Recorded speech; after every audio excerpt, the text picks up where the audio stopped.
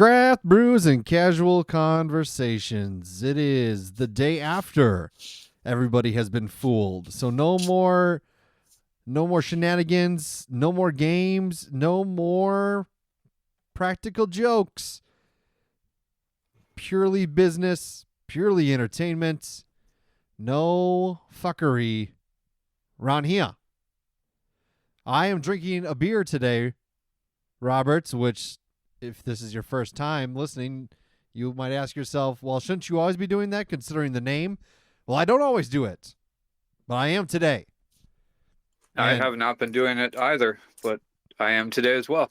We're back on it. We're jumping off the wagon. Back on the wagon? Off the wagon? I don't know. I always think it's on the wagon, but I know I'm always wrong. So let's go off the wagon. We're off the wagon. We're off the wagon. This is Dudes with Brews on a Porch. Cue it up. You're about to hear the greatest show of your life.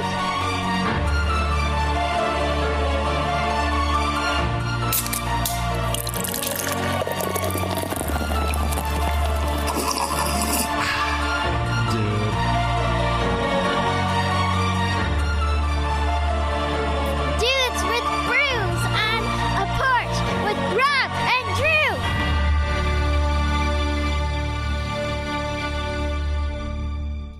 All right, Robert. Let's dive Good evening, into Drew. the beers, shall we? Yes. Yeah. You're ready for that? No. I thought you were gonna I'll go first. go first. I am drinking a pale ale with Pink Boots hop blend, believe it or not. Sounds pretty fancy. Sounds pretty sophisticated. It is. I'm drinking 3 Sheeps Lady Luplin. Just brewed using the Pink Boots blend hops. That's all I got. I would say Okay. it's 5.2 on the ABVs, 25 on the IBUs. It comes in a nice pink can. I would say we're teetering on the hazy side of things. When I poured this thing into the glass, instantly hit with those delicious IPA aromas. It's got a little bit of a citrus smell to it. Does it have the taste? Does it pack the punch, Robert? Well, let's find out, shall we? The birds are chirping out in California. They're still. Oh, should I close my window? No, you're fine. They're still froze to death in Wisconsin because nothing makes sense here. Apparently, you guys can't get your act together up there, no matter where you are. It's Michigan. It's snowing still. I know. It's smooth. It's actually really light. So is that a hazy? It might be. Because I didn't realize that what I got was a hazy. I got this a few nights ago for a live show I went to. It was a BYOB. I ended up just drinking vodka out of a water bottle. Because that's who I am now. That's good. It is kind of reverting back to the old days, right? I feel like that's something you did in your youth, yesteryear. Yeah, a backyard live show with a water bottle. Yeah, I like that. Put a little liquid IV in there. That's the new age style. It's the hack. You don't get a hangover if you put that liquid IV in there. Did you use promo code Dudes with Brews at checkout? Wait, what? Yeah, that's still going on for your liquid IV. For my vodka. Oh, that was the one that we have? Mm-hmm. I thought it was the squirty liquid, because this is liquid IV, but it's actually liquid powder. IV. Yeah, It's powder though. Right. I didn't get it online. I get it at Costco. Oh, all right, that's fine. But I'll have to start getting the online stuff, I suppose. Anyways, this is it's really light. Well, this is so I poured this. A bit watery. And as it settles, it is looking a little bit hazier. If you see what I'm looking at here. Well, isn't it called a hazy IPA on the can? You have the It is. I was already drinking the vodka when I bought this, so I didn't realize that it was a hazy, even though it is in big letters. I love this can too.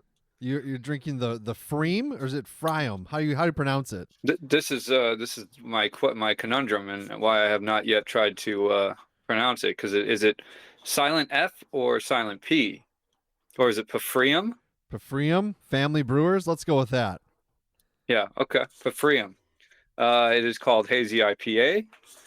It's an hazy India Pale Ale, and it says on the can here, "See through the haze, where lush aromas of sweet papaya and mango dance with juicy notes of white grape and citrus." 6.8 ABVs, and just 12 on the volume. I got a small can here, and this is it's out of Hood River in Oregon. 35 on the IBUs on that one. They don't list it here. They're trying to they don't want people to read that and not buy it. When I poured this, the smell of mangoes and papayas was overwhelmingly it was beautiful. Awesome. It hit the glass and it hit my nose, and I was like, I'm ready to drink it. Yeah, dog. Drink that, you dirty, dirty boy. It's definitely not as sweet as it smells. Okay. But the white grape comes in on the back end. It's a little bit bitter up front. And I feel like this is one of those beers that I'm going to taste the papaya as I drink more and more of it. Okay. One of those. Good. But right now, the thing that I'm tasting the most is the grape, and then the mango mixes in on the back end. Otherwise, it's a little bit bitter on the up front. You're wearing a sweatshirt. What's the temperature right now in Burbank, California? I knew you were going to ask this question. Your window's open. You have a sweatshirt on. Isn't that kind of counterproductive? I like the fresh air, Drew. Fair enough. I'm cooling out the room for when I have to sleep later, which we'll get into why that will only happen until 3 a.m. Because last night was a wild ride. Oh yeah? Yeah. But I believe it was. I mean, today I took my sweatshirt off at work. It was brisk 72, I think. Brisk 72. Yeah. You the wear wind a was sweatshirt chilly. when it's in 70-degree weather? I do. I know. Say what you want. Come and live out here for 3 years and do differently. I dare you. I wore a jacket to work today. It was 60 degrees in the morning. I wore a sweatshirt and a jacket. Dang, man. That's crazy. That's wild and crazy. I'm in a weird headspace. We were talking a little bit before about how certain situations beyond my control, the community members chose a route of whether or not I may have a job next year, which is a bummer. We'll see. Hopefully I will. Well, I'll have to. It doesn't matter. Those darn referendums. I think it's time for the wife to pick up the slack. Take a year off. She already makes more than me. As it goes these days. Yeah. The power of the vote. Everyone, it's nice when everyone does it and it caters to you, but when it doesn't, it's not great. Anyways, I'm not going to talk about that.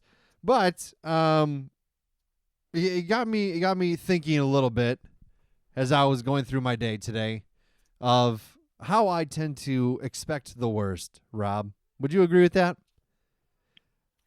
Man, I want to say yes fast, but not so fast that it offends you. But yes, I would say I agree with that. And I think much like sometimes when I'm negative, it promotes good things. When I expect the worst, when the worst happens, it doesn't hurt that bad, and it's not as like, oh shoot, it's not a shock to the system.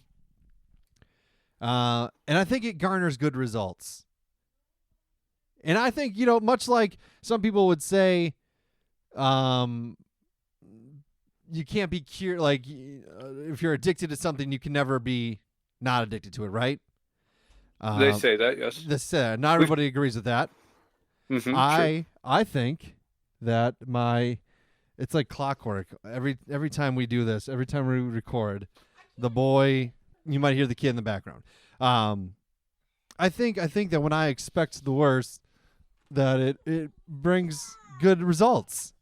I think I thrive in the negative landscape in producing and promoting good things that happen. I think that when I have the pressure applied to me, I'm able to shine. I'm able to rise up. And I don't think it's so bad. I don't think it's as bad as everybody makes me seem like I am. Makes it seem like it is. I don't think it's bad. Well, you just really segued right into my point that I was going to make when you say these things. You say these things because you're selfish. You might get what you expect or get better than what you expect. But in the meantime, the people that you're around, when you watch a Packer game with somebody and you go, oh, it's 5 seconds into the game, you're like, look at this already. Well, I guess the Super Bowl's out this year. And we're going, dude, it's preseason game 1 and they took 1 snap. I've never done that during preseason. Never. Okay. Well, good. Let's get that fact on because I'm going for 100% accuracy. But the gist of what I'm saying here. Yeah. It's a little bit of a downer for the people around you. We feel like we need to bolster your your self-esteem and your expectations of life and we have to show you what happiness is. Me, I've gotten over that a long time ago. I go, all right, fine. I'm not unhappy. I think no, you get it because you get everything you expect. Overall, I think I'm a happy person. I would say you're a happy person too. I would. I understand the charisma of Drew. That's why we're friends. Good. It's like there's people who think Seinfeld does his skits and his comedy is like this pointless meandering of minutia or whatever.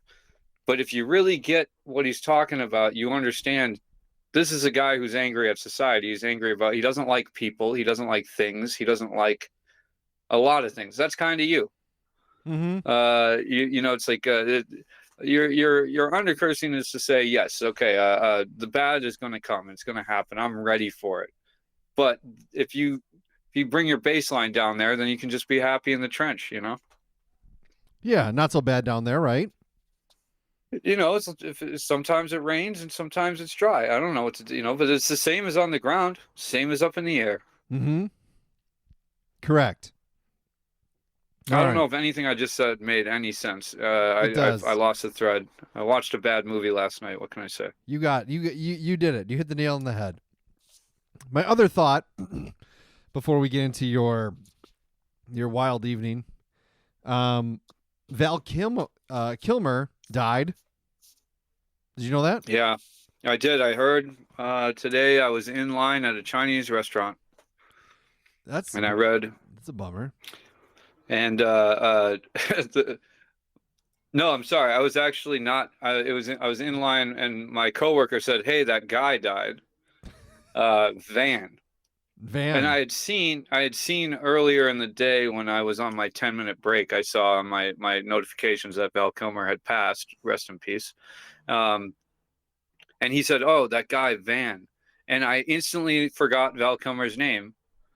And for the rest of lunch, I was trying to figure out it's Van something, but because I was flawed from the beginning, mm-hmm.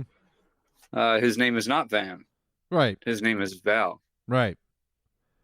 It is, but he died, and I saw a thing that I guess through most of his life, he has had like some sort of camcorder and has documented his life. Yeah, he's there's like a show he's got that he had out for the last couple of years. And it got me to think, do you think when we die that our friends and family will flock to the podcast and listen to it and be reminded of us and reminisce and have 300 plus hours of us talking about some meaningful things, some useless things, and everything in between? Do you think it serves as a good documentation? I'm sorry. Go ahead. I think 300 hours of you interrupting me. Yeah, exactly. Yeah. I think they'll get to the point where we start talking about them, and they'll be, oh, that's what he thought of me, and then they'll shut it off. I don't think Hate us we've forever. I don't think we've ever said anything bad about really anybody in our life, except my ex-wife. I've said some harsh truths about some of my family members throughout the years. Sure, I guess I have too a little bit, but they got to be said sometimes. Yeah. Which, speaking of my family members, I do want to shout out. I got my cousin gave us a little shout out today. Yeah. And it's my. Oh no! Right when he gets to the, is your cousin who? It's my second cousin, actually, because his dad, which also rest in peace, amazing person, one of my favorite cousins. It's his son, and apparently him and his coworkers have been listening to the podcast. So we got to try and figure out a way to get that poster. Yeah. Yeah, I can I can do something maybe. I could figure it out. Anyway, shout out to family since we're talking about it. Whoop, whoop. But yeah, I think it'll be that's the interesting thing about the world that we live in, where it's like, yeah, we just have all this stuff out there. At what point after you pass away or we both pass away, does it just get taken off the internet? That's the question I have. And then somebody finds it on a Jump Drive or a Google account or something like that. Yeah, I don't know. I mean, there's no reel to reel. There's no tape on this. No physical copy. No. It'd be interesting to see how that. I just pondering. Do you want your legacy to be what you said on this podcast? That's the question I have for you. I don't think I've said anything like bad. Or, I mean, do you think it's an accurate portrayal of who you are? I don't know. I'd have to look. I'd have to re-listen to see. I mean, yeah, so we've changed a bit. I've gone back and listened to some stuff. The audio quality was definitely a lot better back when we were together and I used your equipment. That's all right. It's fine now. But I mean, I can absolutely say that this my time on this podcast is a pretty good representation of who I am as a person. Yeah. Well, let's dive into your day. Do we want to talk about what went down last night? Oh, it was really. First off, I just want to say that Joker 2 movie can go and they can cut at least half of that movie out. Really? Oh, I want to watch it. I really liked the first one. Well, don't expect it. You have low expectations all the time, so you'll go in ready for this. I've heard nothing but bad things about it, except for one review that somebody said it's really not as bad as everybody makes it seem. I'll tell you this, all right? My issue with it is not the movie. It's not the arc. It's not the. I mean, it redeems itself. The ending is cool. I liked what they did. I don't know what happens at the end too, which is a bummer. Oh, you do? Uh-huh. That's its one redeeming quality, because I'm like the whole time, and I'm not going to spoil anything, but the whole time I was literally going like, this is nothing that anybody wanted in this movie, and then they kind of like at the end they go, yep, we agreed with you on that, you know. But what I don't like about it is that it's like they legitimately like, and maybe I'm wrong for doing this, but I fast forwarded through a lot. All right, I don't need to see 4 minutes full songs of Lady Gaga and Joaquin Phoenix singing poorly to each other in a fantasy world that then snaps back to reality. And I didn't need to see any of that I understand you're trying to push the fact that they're both living in this, they're creating this world for themselves or whatever. But do we need to do it as a musical where we see the whole song? 3.5 minutes here, 4 minutes there, 3 minutes there. What songs? It's too much. It's a jukebox musical, so it's songs that we know. What are some of the top songs on it? I fast forwarded to them, Drew, so I don't know.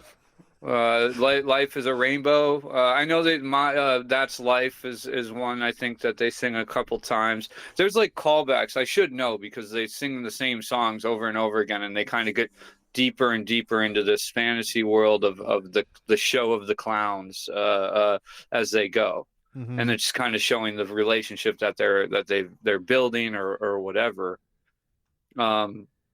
But in reality, yeah, they could have cut a lot of that out. I would have been okay with that, and I'm glad I stuck it out to the end.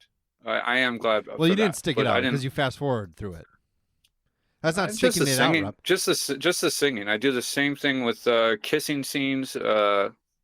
Really? You fast forward Yeah, through them? anytime a movie goes into slow motion, I fast forward. Why? Uh, the slow motion one is a joke, but Oh. romance scenes, I don't like romance scenes. I just don't. I've Is it never 'cause you're liked them. not- They make me very uncomfortable in my gut, in my stomach. What does that say about you? Are you a I'm- romantic? well, I fast forward so I don't have to answer those questions to myself. I think I am a romantic, and I think I know, like in my gut, I feel for the fact that I know that somebody's going to lose this in this situation of love, and I don't want to see it. Okay. Or you could say like, I know this stuff like this doesn't last this long. So that's why you fast forward it. Yeah, that's right. Yeah, I got to condense it into what I'm used to. Yeah. Wait a minute. I'll drink to that. They got through a whole song? Oh. Yeah. Hey. Yeah. You are who you are. I have somebody that enjoys my company Good. for however many short bursts it is, you know? Right. Right. So anyway, I watched this movie. I wasn't too thrilled about the movie, but I watched it. I was okay with the ending of it. I was really tired yesterday, so I came in and I've been watching this show called Gary and His Demons on Prime Video. It's pretty good. I would say check that one out. It's 15 minutes an episode. But I fall asleep, and I wake up to the rats in the attic are back, Drew. And they are having a full-on, what sounds like a WrestleMania, or I think the reincarnation of who's the I don't know, an Ed Kemper-esque rat is up there murdering other rats. The screaming rats, and it sounded like there was a rat doing suplex moves to another rat up above my bed at 3:30 this morning. I woke up on my feet in the doorway, ready to. I thought they were coming from this, like through the ceiling. It's never been this bad. They were from one side of the room to the other, back and forth. They were screaming. It was either rat tantric sex or rat WrestleMania up there. Bible Big Ben. Yeah, it was either the end of a life or the beginning of a life. I don't know what was going on, but yeah, it was not a fun night. That's not an easy thing to go back to sleep when you know that's up there. I used to have back in the day, when I was really young, we had some squirrels that had gotten into the roof. And yeah, I would hear similar things. And then I remember they had to put like a permanent like exit on the chimney where they can exit, but they can never come back in.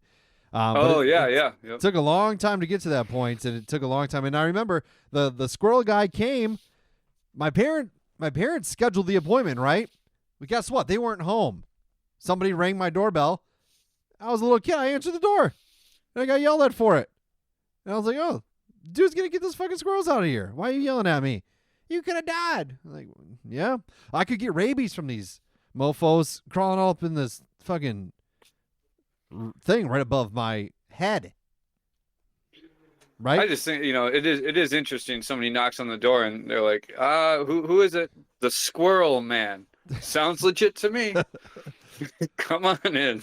I speak for the squirrels, and I'm going to make sure we negotiate and we get them out of here promptly. I also have free loose candies. What would you like? The squirrels need nuts. Can you help me with this? My hand is too big to fit through. I need a small child to assist. Yeah. But maybe that's what you could do for maybe your landlord should put something. How are they getting in the roof? This is the thing. He's not looking into that. Maybe he He should. puts last time he put traps up there. He took out 2 dead ones. He's not humane. We're not using humane traps. Come and live and see the size of these rats in the city, and you won't.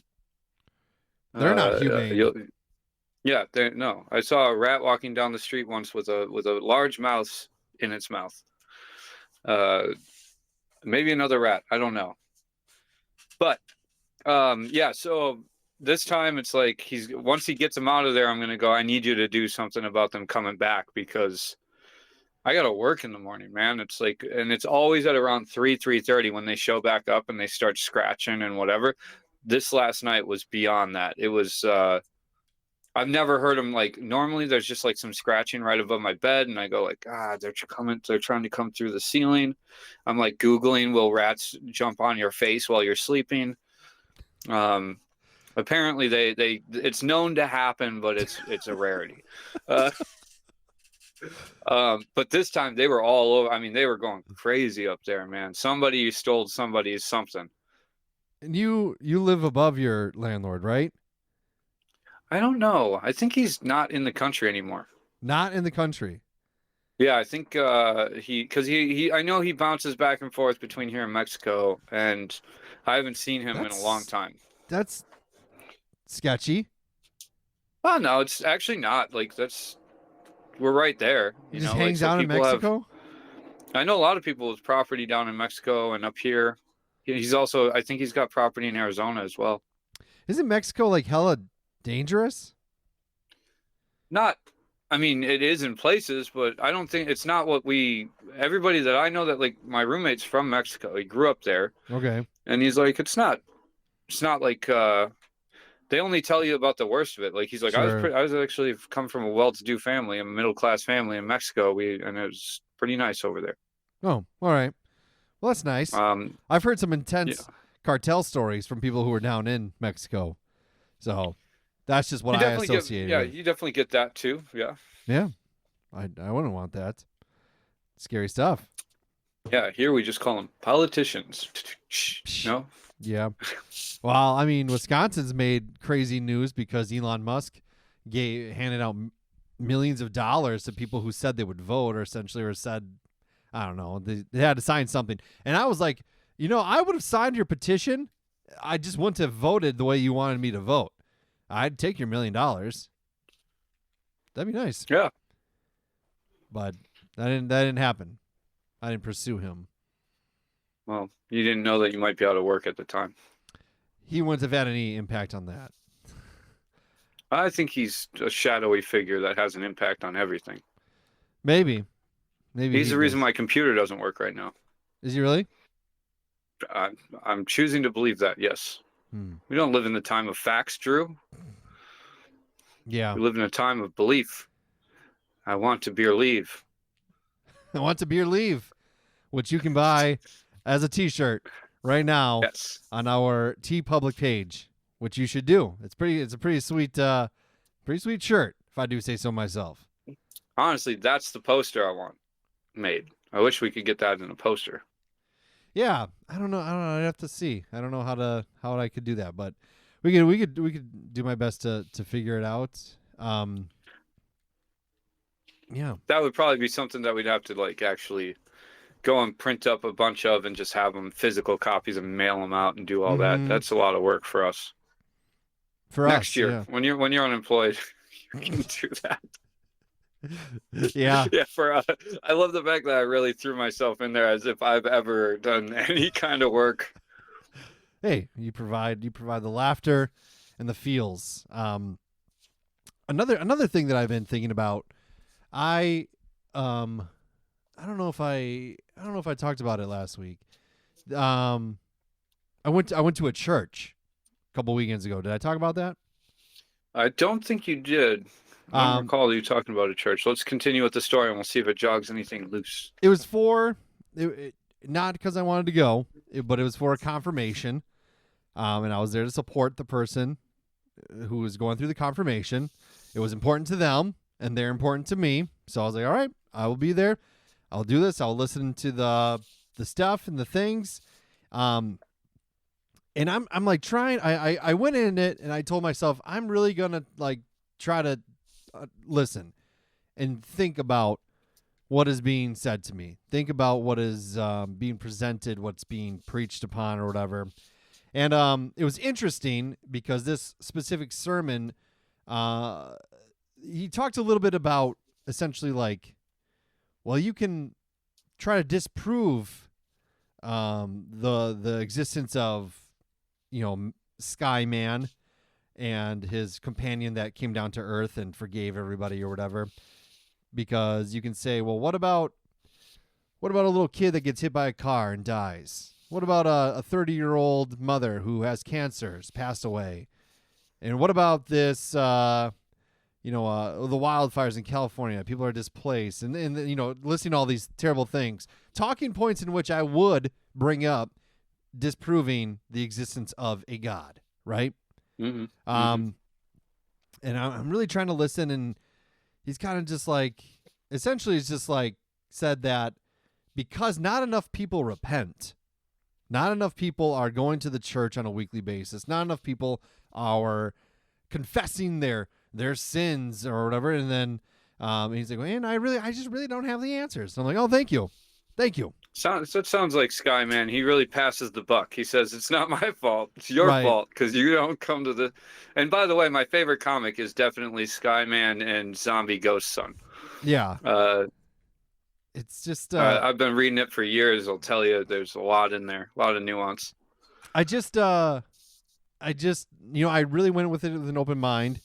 And then he's saying that, there was a bunch of like sexually immoral people back in what day or in some year, and then 23,000 people were obliterated from this earth. And then I'm like questioning, I was like, okay, well, by like all these standards, shouldn't I be dead? Right?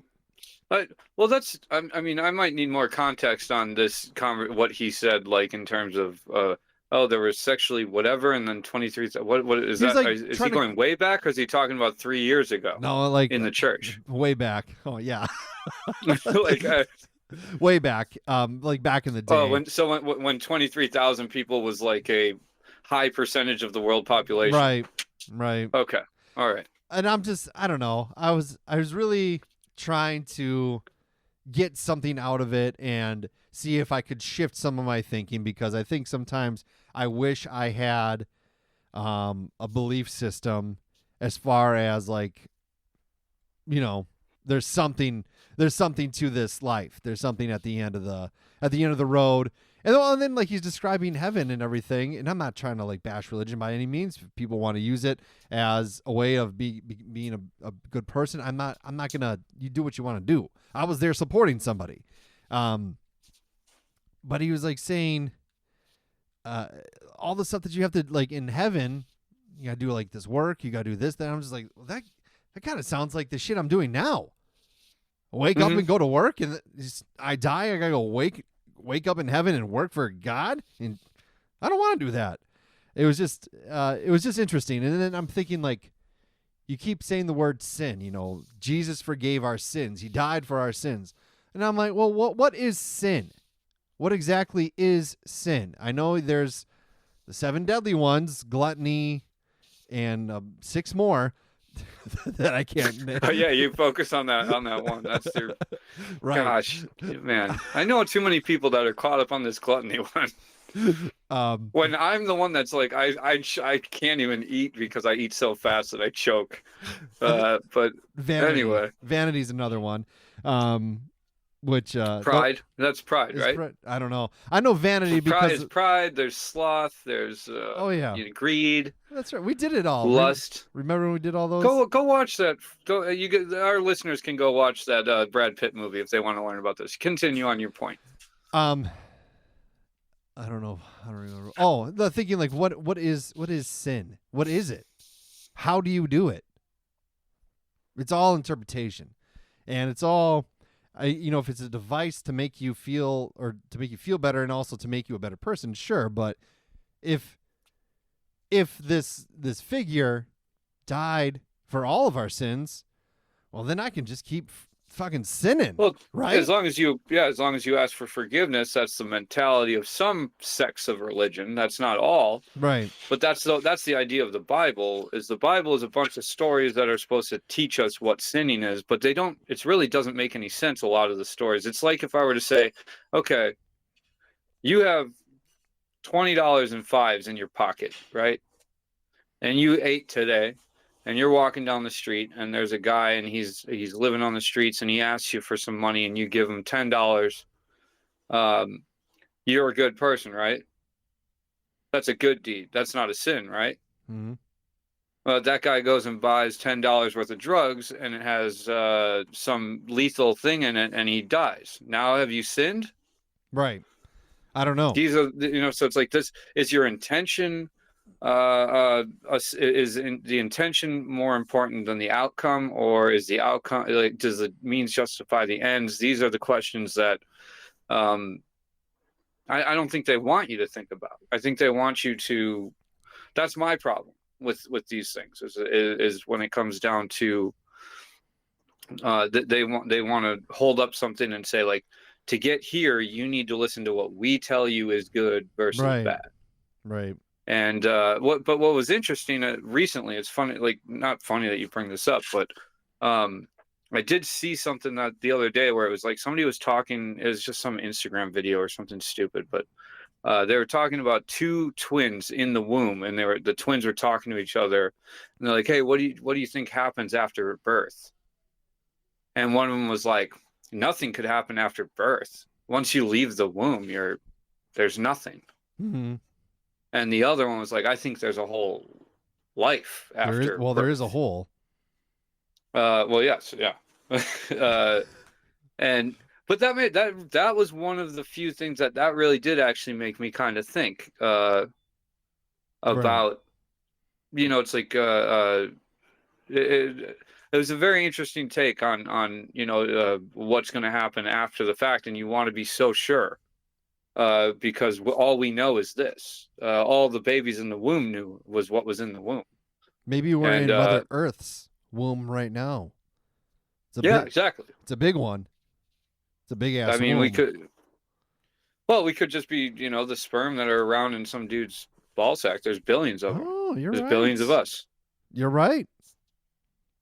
So I mean, that I can, and that made me really think a little bit about that stuff. But I'll never think about it in terms of organized religion. I think that organized religion wants you to put money in the plate so that they can build a bigger, fancier church, and somebody that it's all tax exempt and it's all going somewhere, and it makes no sense. You have the poor huddled masses are giving away what they need to buy the bread to survive, while Elon Musk can pay people millions of dollars to vote the way he wants them to. Like, I have a problem with these things. They clash too much in terms of what we need as humans. So, and that's not a new road that anybody goes down or whatever, but it's interesting that you can go to church and really try to follow the logic. And I think that that's the problem. If you think too much and you really try to get into what they're saying, you realize even more so that it falls apart. Mm-hmm. Yeah. They want you to just go and let it wash over you. Yeah. They want you to put your hands in the air, and they want you to say, praise be. They want you to say, and with you, and they want you to kneel and stand. There's a reason why they go through the motions of what they go through. There's a reason why they talk with the cadence that they talk with. It's not so that you listen to the words that they're saying. It's so that you get caught up in the rhythm and the frequency of it, and you feel hopeful. Yeah. Is that wrong? No, I don't think that's wrong. If that's how you want to go through life, I honestly, I feel like one of the worst questions you can ask yourself is, who am I? Because there's no real answer to it, and it's going to take you a goddamn lifetime of anxiety and bullshit to not figure it out, and then you die. Mm-hmm. If you sit down and you go, I don't matter. He matters. Praise be to he. I'm going to give myself over to him. Now I can be happy for my life. I think that sounds pretty good. I just can't do it. Who are you, Rob? I've been trying to figure that one out for a while. Why do you think I jumped on a plane? So I gotta get away from these people so I can figure out who I am. And then I found new people, and now I'm going, I don't know who I am without them. Damn. It's the whole goddamn thing, Drew. Yeah. Do you think you have a better grasp of who you are now than when you were in Wisconsin? I think I do, actually. Yeah. I don't know if that's sobriety or if that's just From drugs. yes, sobriety from drugs. Not the booze. Right. But I think That's getting God's away from the nectar. people. Yeah, right. This is definitely in the Bible. You're allowed to do this. um, and God said to Jesus, "Have a drink." But I will say, when I came out here and realized that people seemed to like me the same way that you guys liked me, and it wasn't just because I was Ryan's brother, I love you. or yeah, or that word.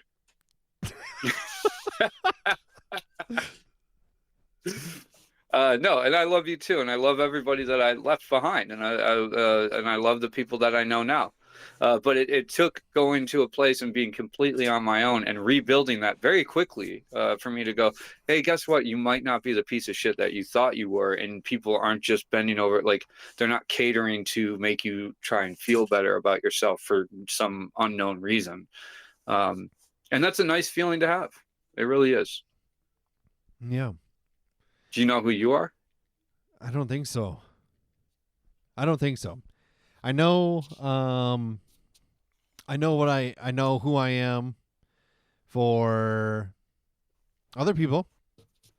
I know who I am for as a husband. I know who I am as a father. I know who I am as a professional in various capacities. But do I know who I am for myself? I don't think so. I don't know. Well, I'll tell you, I'm still there too. That's a really hard, like, in a room with no light and no electronic devices. Mm-hmm. Who am I? I mean, I prefer to think like I know I'm a little goofy. I know that because I come up with my shenanigans, and I like that. That's something I Yeah. try and figure out what I'm not. That helps me kind of figure out who I am. I try not to be a liar. I don't like to lie. Right. I know I um, seek validation through other people a lot. I know I have like I don't know. I like it when people view me as important because I probably don't feel important, or I know I don't feel important most of the time. That might not be the case. I am important to a lot of people. I am important to the functionality of my life, the functionality of other people's life. But I don't think I am. So but I still want that sense of, I want that sense. That's why when I've done these Packer shows, right? And I crack a joke and everyone in the room laughs. Like that gives me a great feeling for 5 seconds. When people clap for me because I did something cool. When people go out of their way to like arrange something for me, for something that I've accomplished. Like, that's what I do like that.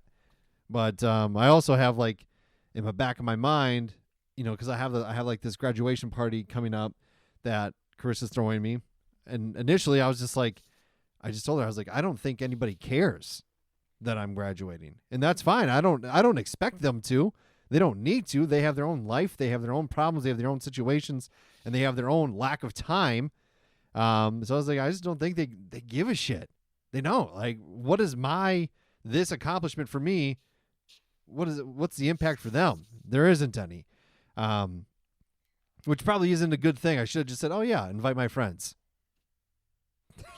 No, probably, yeah. I mean, you overthought it maybe a little bit, but yeah. But that's you got to try and flip the script and go, like, do you, if one of your friends gets a double master's degree and wants to throw a party, or somebody's throwing a party for him, do you get the invite and go, fuck this guy? Why do I care that he did that? No, I wouldn't do that. And that's so it's like that's the hard part, it's like when you like the way you think about your friends, it's very easy to go like they don't think about me that way though. Yeah. But um also and that's none of my friends have ever had 2 master's degrees. wow, humble brag. Not really humble though. That was right in the microphone. Yeah. I mean, I'll say like I get to the point where it's like if you're holding a court, like like that was one of the things when I used to go to Tony's a lot, and it's like I'm being a drunken buffoon, just like talking whatever, Mm-hmm. but people are listening and laughing and whatever, so it kind of amps you up and keeps you going and keeps you going. I remember like I got to a point where I was like, am I a fool? Am I the fool and they're laughing at me for being an idiot and saying stupid things? Or do they realize that I'm doing this kind of on purpose, kind of not? Mm-hmm. But I do remember it was last year on a whim, like the day of my birthday, I just threw on Instagram, going to Tony's for a drink, nothing crazy. If anybody wants to join me, and like 20 people showed up that wouldn't have been there otherwise. And there is something to be said about when 20 people, 15 to 20 people go out of their way to come and see you for nothing that does concern them. Now, my birthday means nothing to anybody, not even myself. Mm-hmm. And it really does. It like kind of, I think I even got like in the aftermath, I was a little drunk, but I got a little teary where I was like, this is really something. Yeah. I'm sure it's the same as like when I know you weren't able to go, but like when we went to Vegas for Ryan's 30th. Yeah. He had no idea we were going to do that. That's a big deal that people are willing to put money on the line and time on the line. And it's just, it is that validation that you're talking about where it's like, it's people saying, hey, I like being around you. So this is whatever the reason, birthday, graduation, or just a Friday night. Mm-hmm. But that's why I say, who are you alone in a room? Yeah. That's a hard thing to deal with. I don't know. I've been alone in a room recently. I mean, I've had a week off, have some time to myself, and I've been playing some video games. So I'm a video game guy. That's who I am to me. See, but that's not being alone in the room. That's you diverting into another character. Yeah. I mean, I've sat recently in silence in a room. Yeah. My brain, and let my brain wander, and it wanders to to work, relationships, people back home. It goes to the things that for me, it went to the places of why do I care so much about work? I miss the people that I love that I left, and I'm happy to I wish that I was hanging out with the people that I have around me now. What does that say about me? It's maybe that I prefer to not be sitting alone in a room. Yeah. That's about as far as I got. Do you think anyone out there can really tell you who they are? I don't think so. Have you heard of this room that they have in Washington State or Oregon? The quietest room or whatever? The quietest room. There's no noise in there, and nobody can even make it an hour in there. Yeah, I've heard of that. It'll drive you crazy. I think if the first guy that can make it an hour in that room knows who he is or who she is. Who they are. I use the term guy loosely. It means human. The first human or chimpanzee that can sit in that room and not go crazy. They know who they are. We know a lot about chimps, and we know that they cannot... Yeah, the first human that sits in that room. That's maybe what it'll take. I think maybe we need to get more in touch with our monkey brains and just go back to eating berries and papayas and... Well, they put it in your beer. I know. Speaking of which, it's coming through. The mango is coming through more, as I thought. Most mango beers, if it's not mango heavy up front, it becomes mango heavy as you drink more of it. Look at that. You wouldn't have been able to say that with confidence a handful of years ago, and now you can. Months ago, You've explored the gamut of various beers. You've tried probably almost every iteration of them as far as like types, flavors, consistencies, to the point where you now can confidently say, I know this about. Yes. Yeah, I've got a little bit of knowledge on some things. Damn, dog. We're really advancing. We gotta find that mushroom beer that tastes good, because we have yet to do that. We've only had the one fungus beer, and it was terrible. I will never forget that beer. Yeah, it wasn't good. Wasn't. I mean, anytime you gotta say like a fungus is in your beer, yeah, not something you're looking to taste. Maybe. Yeah, well, I do remember that one now, and it wasn't good. That was a while ago. We've come a long way. It was a long time ago, man. You're going on 3 years of being in California? 3 years yesterday, 2 days ago. Really? I think I landed on the 31st of March, 2022. That's crazy. A single man with 2 bags and nowhere to live. Yeah. You had an Xbox in one of those bags, and you got a hotel room. Yeah.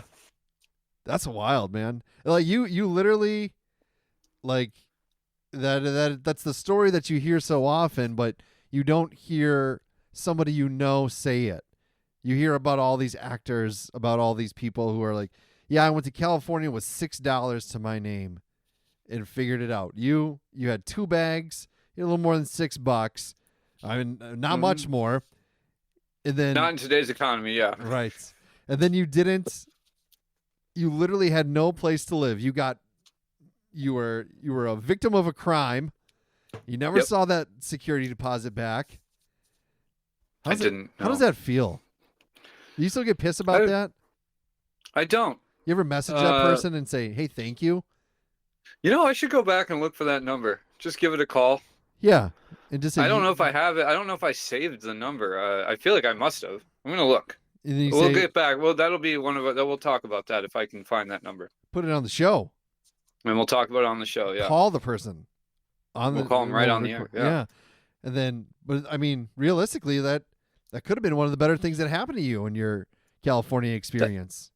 That's why I don't I don't hold a grudge to, I don't like the fact that that's what they're doing. I did put their name out there on the Facebook group that I found that apartment on, like, hey, this person's not for real. But yeah, no, that's hey, they were the ones that said, get on a plane, come on out. Yeah. So that's why I'm here, and I love it here. So how does that person sleep at night? Do you think they worry about rats falling on their face? God, I hope so. That'd be. I'd wish upon them. I mean, that's not the worst, because I've gone through it. It's not the worst thing you can wish upon somebody, but it's enough. Yeah, it would be enough. I don't know. And that, how come God ain't shunning that bitch, huh? Not yet. That's what they'll tell you. She'll get hers. You never know when your number's going to be up. Just make sure you repent. And here at the Porch Pint Society, we repent in a unique way, Robert. We repent by walking into a store, eyeing up the coolers, and patiently waiting until we connect with the artwork, with the name, with the description of a taste. We purchase it. It sits in our fridge. It finds itself a new home comfortably in that refrigerator, whether it's in the door, whether it's in a drawer. Maybe it's on a shelf. It waits for you. Yeah, this is the thing. We kneel when it's on the bottom shelf, and we stand when it's on the top shelf. That's right. And it patiently waits for you. You are the creator of the light in that situation, because otherwise the fridge light's turned off until you open that door. And through the light comes a hand. It grasps the can or the bottle in such a beautiful way. It's comforting, and it just feels like this is right. This is what we need to do. And then we violently crack it open and pour its remains into a glass where it is anew. It's still, what was inside is now exposed to the world. We see it for what it is. And then we glug it down like a madman on a porch or in a room or in a bathroom. It doesn't matter where you consume it, as long as you're consuming the Lord's nectar, that is beer. And when I say the Lord, I'm talking about, Lord. Sir Pintimus? He's a Christmas figure. Oh, he's just a saint. Yeah. Yeah, he's like just a saint. We don't have a God yet. We're still reading some scripture, some descriptions of the bottom of a beer. We're getting to that point, but that's what we do at the Porch Pint Society. It's not a cult. No, it's not. Definitely not a cult. But you can join. Plenty of options available for you if you want to cheer on your favorite Milwaukee-like team, or maybe your favorite New York team who just obliterated the Milwaukee team not that long ago. Or you could... With their illegal bats. They're illegal according to the MLB. Or you could peruse.